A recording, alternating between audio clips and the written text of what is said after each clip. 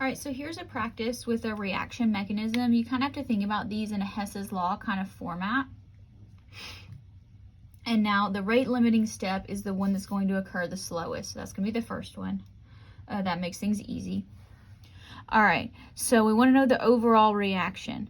So what we need to do is we got to add these together just like we would with Hess's law. So any single thing that's on both sides cancels out.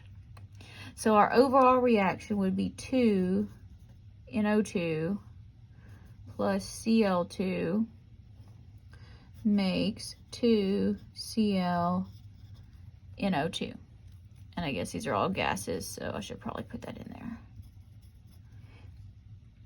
All right, so the intermediate or intermediates in the mechanism, this is going to be something that is produced in one step and consumed by another. So we don't see it in our final overall reaction. We did have one of those. That was monoatomic chlorine gas. So our predicted rate law is based on the slowest step. So that's going to be,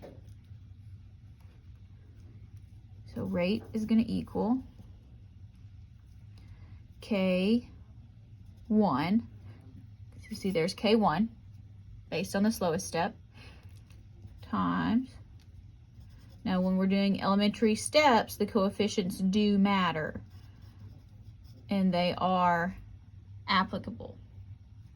So these matter. So with elementary steps, when you're dealing with a reaction mechanism. Am I going to ask you to derive a reaction mechanism on a test? I am not, but it does show up on the homework, and it is a very important skill to have if you're going to be moving on or, looking at kinetics. So rate limiting step, sometimes I refer to myself as a rate limiting step, but I love kinetics. Last one, let's look at this energy diagram. And the first thing I'm going to do is I'm going to label some stuff. And so let's label the reactants. Well, we start out with reactants, right?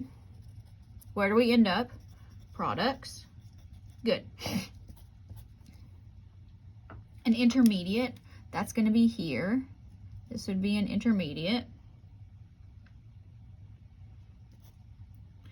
All right, so to go from here to here, this is going to be our first activation energy.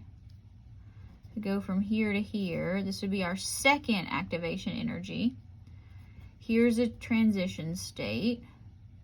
Here's a second transition state. So how many reactions are going on here? Look at how many hilltops you have. 1, 2. So this is a 2-step reaction. So it's probably this reaction that we just did. It could be. All right. So the rate limiting is the slowest step. It's going to be the one with the highest activation energy. So that would be our first one. So the first step. And then we want to know, is the overall reaction endothermic or exothermic? Which has more energy? Reactants versus products. Products have less energy. That means energy is released. So it would be exothermic. So we can say energy is released.